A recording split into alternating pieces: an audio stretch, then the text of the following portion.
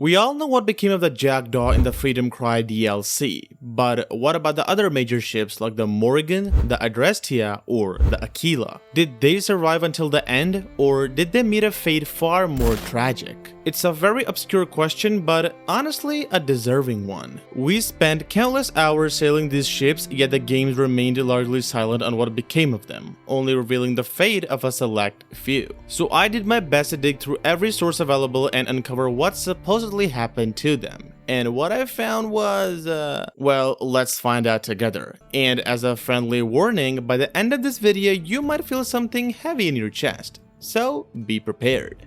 By far, I think it's one of the most underrated ships in the entire series, alongside a few others that I'll mention later. But this one in particular really gets the attention it deserves. In Odyssey, the map was absolutely massive, so to make exploration feel authentic and realistic, the developers needed a way for players to traverse ancient Greece without constantly relying on fast travel. Because let's be honest, swimming across the Aegean Sea was never going to be an option, and that's where the Adrestia comes in. You unlock it very early in the game in a surprisingly interesting way. While investigating the Cyclops, Cassandra tracks him down and discovers him torturing a Greek captain. After freeing the captain and dealing with the Cyclops, the grateful sailor finds himself indebted to Cassandra and offers her his ship. And just like that, the Adrestia becomes yours. Now, in its early stages, it's not exactly a vessel that inspires awe. It's simply a standard trireme, built for long voyages and equipped with enough manpower to defend itself against basic threats at sea. But with Cassandra at the helm, that changes dramatically. Over time, she upgrades it to the point where it possesses one of the most advanced arsenals of its era. A ship capable of taking down Spartan warships, Athenian fleets, and even cult vessels that would have easily overwhelmed any ordinary ship of the same size. In fact, it became so technologically advanced for its time that it could be equipped with a literal flamethrower, essentially a precursor to Greek fire. Once unleashed, it could set enemy vessels ablaze and reduce them to floating wreckage within moments. So naturally, you're probably wondering, if the Adrestia was that powerful, what happened to it? How could a ship like that ever be destroyed? And for once in your life, you're absolutely right. Once Cassandra accepted her responsibility as the keeper of the staff, she devoted herself to it completely. She spent centuries traveling across the world in search of the pieces of Eden and protecting them from those who would misuse them. And here's the thing most people forget.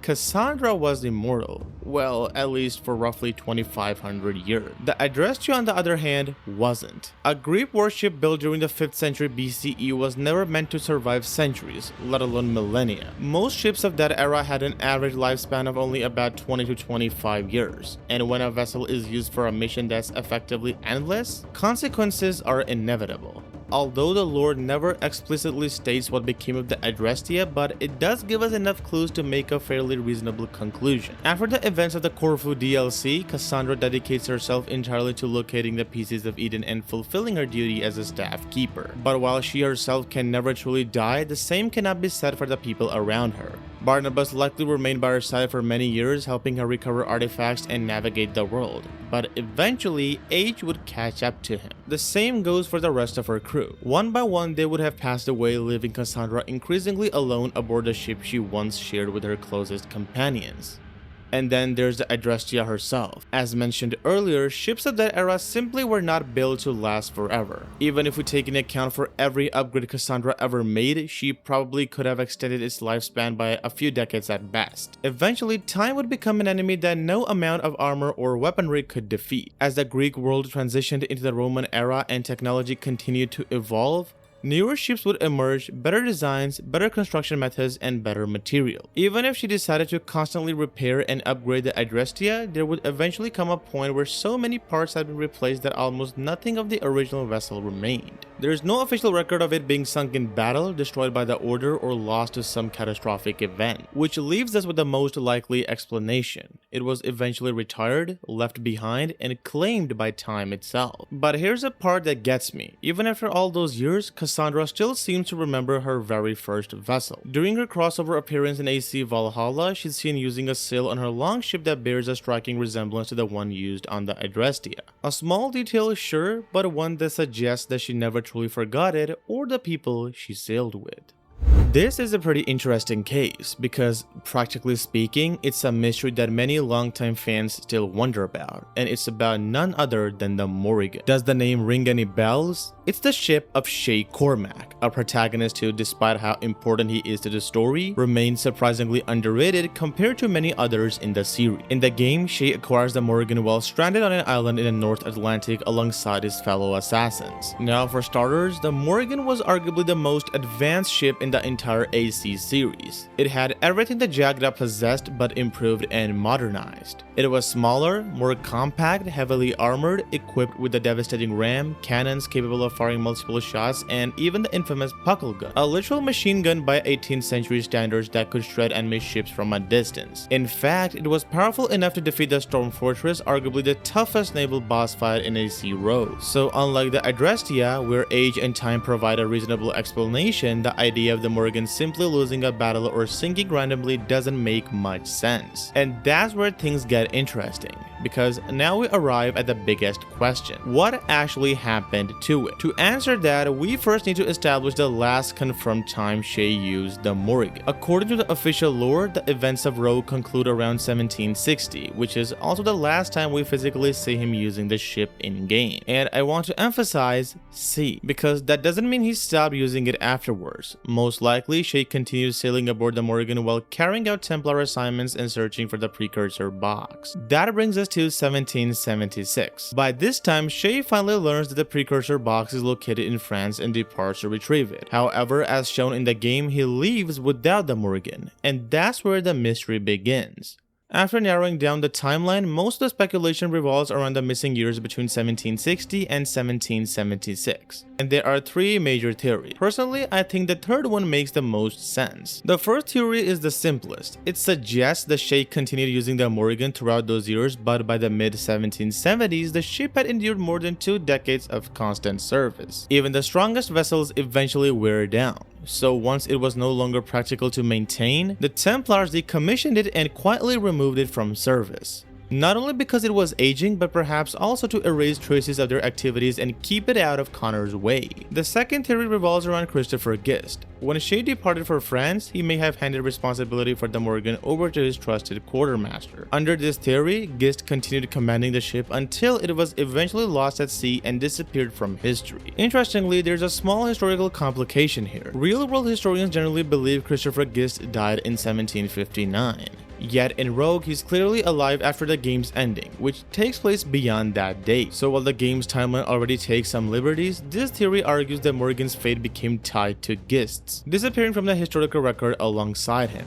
And then there's the final theory, the one I personally find the most convincing. Before leaving for France, Shay docks the Morrigan in New York. As we all know, traveling between continents during the 18th century wasn't exactly a quick trip. So while Shay was away, history took its course. In 1776, New York suffered the Great Fire, an actual historical event that devastated large portions of the city. And according to this theory, the Morrigan was caught in the destruction, and by this point the ship was already old and well past its prime. If it had been sitting in harbor when the fire spread, it's entirely possible that it was consumed by the flames and destroyed without leaving behind any record of its existence. And honestly, that's the explanation I lean toward the most, because not just me, but a lot of fans do as well. But what do you think happened to the Morrigan? Let me know in the comments. On the bandwagon of the most underrated ships, this one is no exception. In fact, it's so overlooked that many Assassin's Creed fans don't even know it exists in the lore, let alone know its name. The Experto Crede was the ship of Adewale, the Jackdaw's former quartermaster and one of the most fearless master assassins in the series. He comes into possession of it after being swept away by a storm that destroys his original vessel, the Victory. After washing ashore and beginning his mission to liberate as many slaves as possible, Adewale discovers a French vessel docked at the same port where he was stranded, and that's when he acquired the Experto Crede. From that moment onward, it became his flagship, a vessel he would use for years while freeing countless slaves and supporting the Maroon resistance throughout the Caribbean. But despite belonging to someone as legendary as Adewale, the Experto Crede was far less powerful than most of the ships we've talked about so far. Its weaponry wasn't nearly as advanced, and as far as gameplay goes, it dealt noticeably less damage than ships like the Jackdaw or the Morrigan. Its biggest strength wasn't firepower, it was capacity.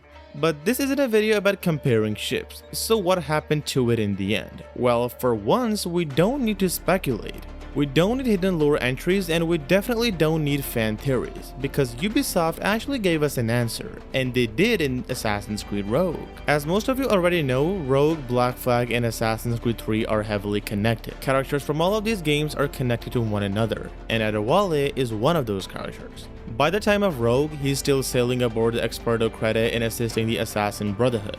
The colonial assassins hold him in extremely high regard, and he frequently serves as a source of information and support whenever they need his help. Then Shay defects, and with that single decision, everything changes. The conflict reaches Adewale himself, and during one of their final confrontations, Shay encounters Adewale as he prepares to launch an attack and finally put an end to him once and for all. But as I mentioned earlier, the Experto Crede simply wasn't built to compete with a ship like the Morrigan, and when the two vessels clashed, the outcome was almost inevitable. The Morrigan emerged victorious. Realizing the battle was lost, Adewale deliberately beached the Experto Crede in an attempt to save what remained of his crew. He succeeded in getting them ashore, but he never succeeded to encounter himself. And after his death, the ship was abandoned where it lay. Whether it later sank beneath the waves, broke apart under harsh weather, or became trapped in the ice of the North Atlantic, we simply don't know. The records end there. But we do know this: for a ship that carried one of the greatest assassins in the franchise and played such an important role in the story, the Experto Crede went down far too easily, and for that reason, it makes its ending even more tragic. This one's weird because logically we already know what happened to her, but at the same time we don't know what happened to her. I know it's confusing, but let's break it down. The Aquila to most people is a ship that belongs to Connor Kenway. They're right, no doubt. But what most people don't know is the fact that it wasn't made for him. At the height of the Colonial Brotherhood, the Aquila was a ship used by Achilles, the founder of the Colonial Brotherhood and the same one seen in Rogue and AC3. And this ship was so feared that it was literally called the Ghost of the North Seas by almost everyone. And the origin of that name is pretty interesting too. During the height of the Assassin-Templar conflict, somewhere around 1754, before Shay became a Templar, Haytham had recently arrived in the colonies. Having received word of his arrival, the assassins decided to ambush and kill him. But the plan went south as the ship was caught in a giant hurricane and was presumed destroyed. But here's the catch: it wasn't. The assassins used this to their advantage and sabotaged numerous Templar shipments and vessels by launching surprise attacks before vanishing long before reinforcements could arrive. Its sheer speed and tactics were so convincing that it eventually came to be known as the Ghost of the North Seas. It wasn't long before the Templars realized that this ghost ship was indeed very real. So to capture it, they formulated a very clever plan. They ambushed it with 3 British frigates and severely outgunned the Aquila. Luckily enough, Falkner managed to bring it back to the homestead where it arrived nearly destroyed and completely non-functional. At this point, the Aquila was officially out of commission and to some extent destroyed. But this is where it got its second life. When Connor came into the picture, his sole goal was dismantling the Templars, and for that reason, he also needed the Aquila to establish assassin dominance on the seas. He funded the repairs and the ship became stronger than ever. The upgrades though were not as impactful as those seen in Black Flag or Rogue, mainly because it was the first game to feature naval combat as a whole, but rest assured it was still very powerful. Connor later used it to dismantle Templar operations throughout the Atlantic Ocean and even took part in the Battle of Chesapeake in 1781, which was arguably the most defining battle of its career. While doing so, he also discovered treasures and lost maps to further aid in his expeditions, but all of this happened during the American Revolution. What became of it after the war? Because once Haytham dies and the revolution ends, there's no mention or sighting of the Aquila aside from it sitting at the Davenport Homestead dock. Unfortunately, there's no mention of it whatsoever in the lore, official novels, or comics, so the only explanation I can think of is that Connor remained a part of the Assassin Brotherhood until he died. So it's definitely safe to assume that he continued using the Aquila as his primary ship for quite some time, until the late 1790s when there was a rapid shift in technology and, most importantly, ships. The Aquila simply became outdated, and instead of decommissioning it, Connor likely kept it as a souvenir of his struggles and accomplishments during the Revolution. Before even talking about it, did you know that Eivor's longship was named the Sea Chariot? Well, I didn't, and I learned about it just today. Anyways, the thing is that unlike the massive ships we just discussed, Eivor's longship is just a longboat. It has no firepower, no offensive measures, just you and your crew, which you use to travel from one place to another. And that too primarily in Norway, because traveling in England is entirely your choice as the rivers are too narrow to really be a problem for you. Plus, it doesn't have that much of a major role in the story, as we only really see it when the Vikings decide to embark on a long journey from one area to another. So how did she get it? Possibly through a formal ceremony when they believed she was finally ready for journeys of her own. But that isn't the point. The point is what became of it after the events of Valhalla and its DLCs, because Valhalla had 3 DLCs and a smaller one called The Last Chapter, which showed Eivor saying her final goodbyes before permanently moving away to retire in Vinland,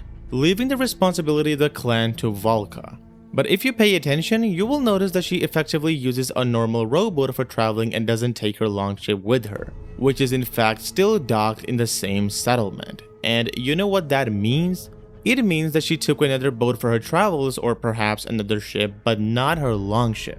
And there's a solid reason for that. Longships were valuable assets for the Vikings. Whatever they pillaged, plundered, or traded, they carried it back to their settlements aboard those ships. I mean, they're goated for a reason. Plus, Eivor wants her clan to thrive without her. She is simply done with this whole life of plundering, so when she retires in Vinland, she does so by cutting all ties with her past life, and leaving behind her ship was one of those ties. Plus, she was completely alone when she left, so even if she had taken her longship with her, she would have had no choice to sail it back to England. So either way, she abandoned it in pursuit of a peaceful and quiet life. I saved the best in the end for a reason. The Jackdaw is by far not only the most well-known and iconic ship in Assassin's Creed, but also possibly in all of fiction. One of my favorite ships in Assassin's Creed because it has size, manpower, firepower, and a beloved captain. At this point, I don't need to tell you how Edward got it because after the remake, many people have already seen the story more than once. But did you know how it went down? Well, if you don't, let's take a look at that too. After the ending, when Kenway finally decides to officially become a part of the Assassin Brotherhood, he leaves for England and donates the Jackdaw along with his cove to the Assassins, because he realizes how vital and useful both of them are to the region. The Assassins continued to use the Jackdaw for their own interests and were doing pretty well with it, but without Kenway, things went grim in a matter of years. And no. There's a common misconception that the Jackdaw sank because of a lost battle or a crash, but nothing like that happened. In the year 1735, 13 years after Kenway left the Caribbean and in the very same year in which he died, the Jackdaw was caught in a massive storm and it tore the ship apart so violently that it eventually sank to the bottom of the sea off the coast of Hispaniola. A few months later, Adewale, who was also roaming the same area during the events of his DLC Freedom Cry, knew that a ship had sunk there. What he didn't know was that he would be the one to locate its wreck. He eventually found it, and while diving underwater, you can see what became of our beloved ship before he recovers its figurehead in honor of the first vessel he ever became a major part of and captain of for a short time. But you know what the sad part is? The same year Edward died was the same year his ship sank. So in a strange way, the old saying became true. A captain goes down with his ship, no matter the distance. Whether it was the Jackdaw, the Adrestia, or the Morrigan, one thing was common. Almost all of them met their ends in a tragic way. But my question is, which ship's end or fate shook you the most? The Jackdaw was an absolute heartbreak for me because unlike the others, we actually see her sunk, which takes away all the hope that it survived. So which one broke it for you? Also, if you loved this video, give it a big thumbs up, and if you want to support us more, join our little brotherhood by subscribing. And I'll see you in the next one. Till then, take care and goodbye.